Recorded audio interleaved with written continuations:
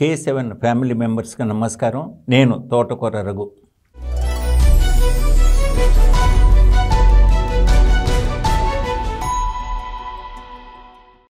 December నెల అనగానే మనకి అంటే గడిచిపోయిన సంవత్సరం తాలూకు జ్ఞాపకాలు, అలాగే భవిష్యత్తు అంటే రానున్న సంవత్సరం యొక్క ప్రణాళికలు ముఖ్యంగా కనిపిస్తుంటాయి.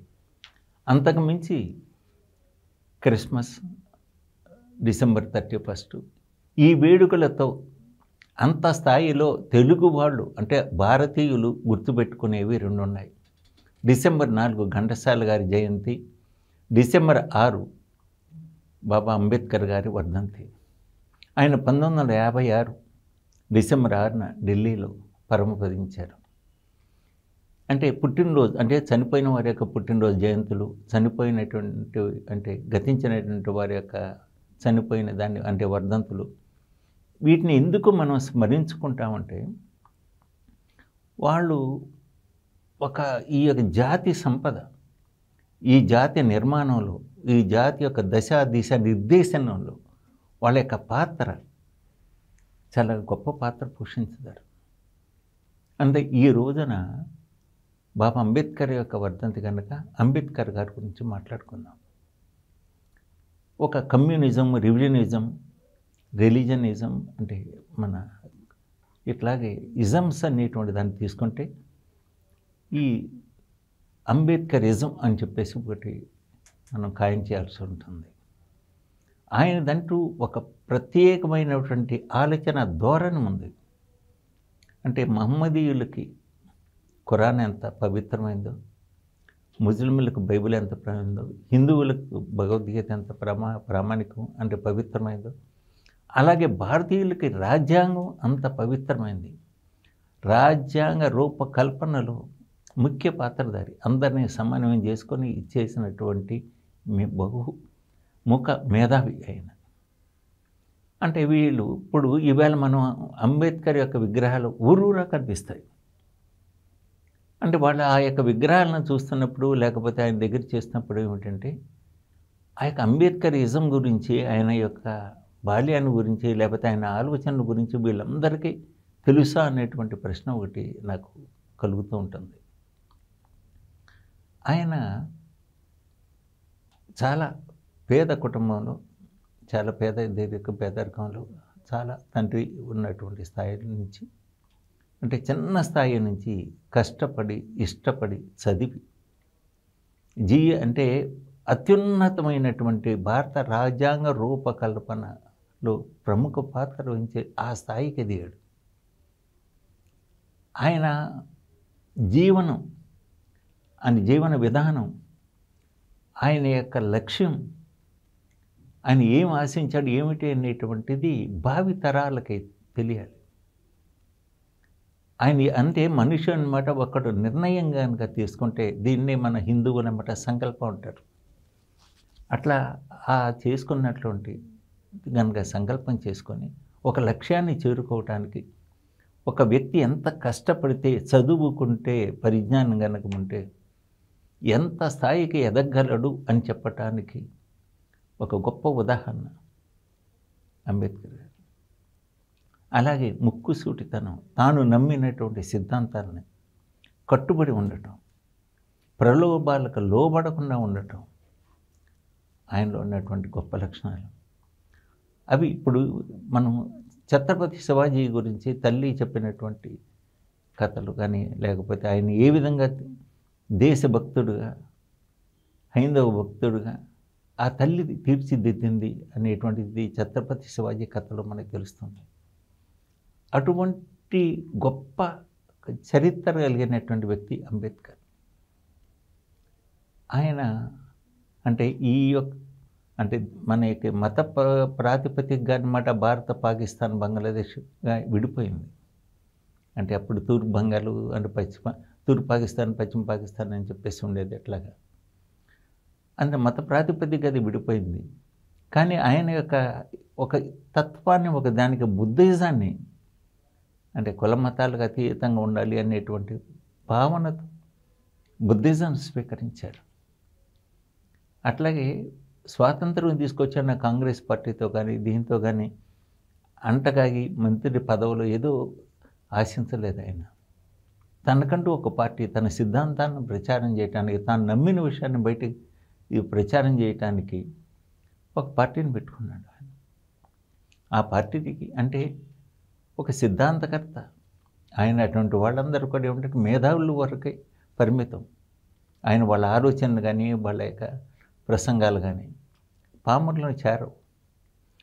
ఆ విధంగా అన్నమాట ఆయనకి అంటే అప్పుడు బుర్ర ఓటు ఉండేది. అంటే నిరక్షరాస్యులు వీళ్ళు ఎక్కువ మంది ఉండేవాళ్ళు, అంటే ఏళ్ళు ముద్దలు వేసేవాళ్ళు. అందువల్ల అన్నమాట ఆయన గురించి వాళ్ళకి తెలియటానికి ఆస్కారం లేదు. ఆ రోజున కాదు, ఈ రోజున కూడా అంబేద్కరిజం ఆయన ఏమిటి అనేటువంటిది, ఆయన ఆత్మ ఏమిటి అనేటువంటిది చాలామందికి తెలియదు. అట్లా అంబేద్కరు ఆయన సొంత పార్టీ పెట్టుకున్నాడు, అయితే ఓడిపోయాడు. అయినా సరే అటువంటి మేధావి చట్టసభలలో ఉండాలని చెప్పేసి రాజ్యసభకు నామినేట్ చేసి అంటే అధికార పక్షం తీసుకెళ్ళి ఆయన కూర్చోబెట్టింది. అంటే ఒక ప్రతిపక్షంలో ఒక మేధావి అంటే ఆ యొక్క రాజ్యసభలో, అది పెద్దల సభలో, మేధావుల సభలో ఈయన ఉండాలి అని చెప్పేసి వాళ్ళు కావాలని చెప్పేసి వాళ్ళు నామినేట్ చేసి, ఇది వాళ్ళ పక్షం కాకపోయినా సరే, వాళ్ళ పార్టీ కాకపోయినా సరే తీసుకొచ్చి ఆయన పెట్టుకున్నారంటే ఆయన ఎంత గొప్పవాడో మనం అర్థం చేసుకోవచ్చు. ఆయనకి కులం, మతం లేకపోతే ప్రాంతీయత ఇవన్నీ కూడా ఏదన్నా ఒక రంగు ఉండటం అనేటువంటిది సమంజసం కాదు. ఆయన భారతీయ పౌరుడు, భారతీయులందరూ కూడా ఆరాధ్యుడు. ఎందుకంటే రాజ్యాంగ రూపకల్పన ఆయన యొక్క అభిప్రాయాలు అనేటువంటివి ప్రజల్లోకి వెళ్ళాలి. ఆయనలాగా అన్నమాట ఎదగాలి అంటే ఏం చేయాలి అనేటువంటిది నిర్దేశించాలి. అది మనం భావి తరాలకి మనం అందించాల్సినటువంటి స్పిరిట్, అది తెలియచెప్పాలి. ఆయన నమ్మిన సిద్ధాంతాన్ని చెప్పాలి, ఆయన యొక్క అనుభవాన్ని చెప్పాలి.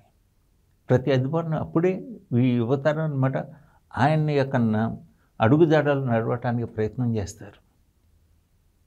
అంతేగాని ఆయనకి ఒక కులం, మతం అని చెప్పేసి ఒక మోసపోసినటువంటి ఒక ఇనుప సంఖ్యలు, ఒక అచ్చులు అన్నమాట ఆయన్ని కూర్చోబెట్టడం ప్రయత్నం చేయటం కరెక్ట్ కాదు. ఈవేళ మహాత్మా అంటే అంబేద్కర్ వర్ధంతి రోజున ప్రముఖులు అంటే మన రాష్ట్ర ముఖ్యమంత్రి చంద్రబాబు నాయుడు గారు, అట్లాగే అన్నమాట స్పీకర్ గారు, వీళ్ళందరూ కూడా అన్నమాట ఘన నివాళులు అర్పించారు. అంటే దేశం యావత్తు కూడా అన్నమాట అందరూ అన్ని చోట్ల కూడా జరుగుతుంది. ప్రత్యేకించి విద్యాలయాల్లో ఆయన ఫోటోకి దండేసి ఇచ్చేస్తుంటారు. ఆయన పుట్టినరోజులు, మరణించిన రోజులు అది కాదు ముఖ్యం. ఆయన ఏం చెప్పదలుచుకున్నాడు, ఏం చేశాడు.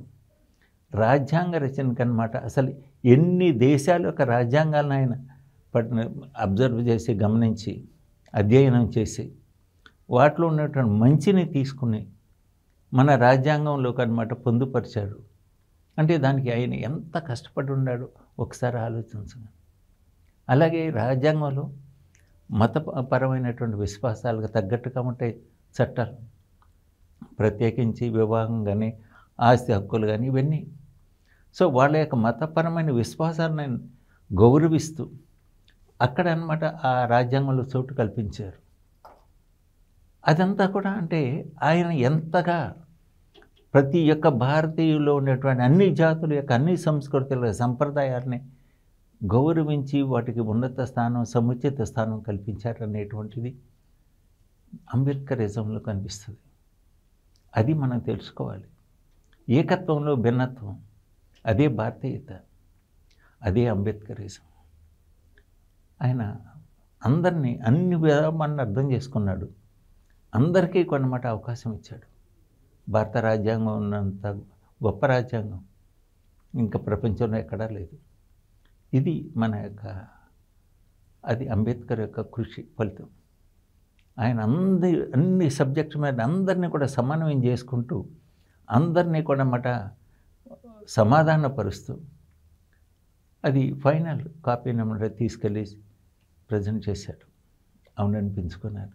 అయితే మారుతున్న కాలానికి, మారుతున్న ఆచార వ్యవహారాలకి, మారుతున్నటువంటి ప్రజల అవసరాలకి, అభిరుచులకు తగ్గట్టుగా రాజ్యాంగంలో కొన్ని అంటే మౌఖికంగా అనమాట ఎటువంటి రాజ్యాంగంలో మార్పు తీసుకురావట్లేదు కానీ కొన్ని చేరికలు, కుడికలు చేస్తున్నారు. ఆ విధంగా అనమాట రాజ్యాంగం కూడా అన్నమాట మారుతూ వస్తుంది కొద్దిగా. అలాగని చెప్పేసి దాని యొక్క మౌఖిక అంటే స్వరూపాన్ని అంటే ఉన్నటువంటి న్యూక్లియస్ దాన్ని ఏదైతే ఉందో అది మాత్రం మార్చట్లేదు. అదే భారత రాజ్యాంగం యొక్క గొప్పతనం. అదే న్యాయ వ్యవస్థ, రాజ్యాంగ వ్యవస్థ అని నడుపుతున్నటువంటి సూత్రం.